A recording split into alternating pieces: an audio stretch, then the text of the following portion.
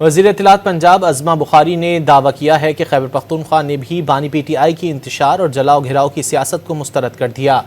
عظمہ بخاری نے بیان میں کہا کہ حکومتی وسائل کے استعمال اور سرکاری ملازمین کی جلسہ گاہ میں حاضریاں لگا کر بھی 5000 بندے اکٹھے نہیں کر سکے۔ پنجاب کے کسی ضلع سے ان کے لوگ نہیں نکلے۔ 9 مئی اور 26 نومبر کے ناکام بغاوتوں کے بعد قوم فتنے کی احتجاجی سیاست سے تنگ آ چکی ہے۔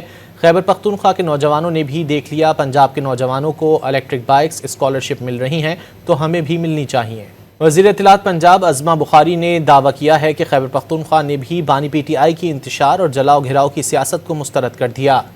عظمہ بخاری نے بیان میں کہا کہ حکومتی وسائل کے استعمال اور سرکاری ملازمین کی جلسہ گاہ میں حاضریاں لگا کر بھی 5000 بندے اکٹھے نہیں کر سکے۔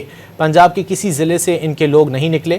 9 مئی اور 26 نومبر کے ناکام بغاوتوں کے بعد قوم فتنے کی احتجاجی سیاست سے تنگ آ چکی ہے۔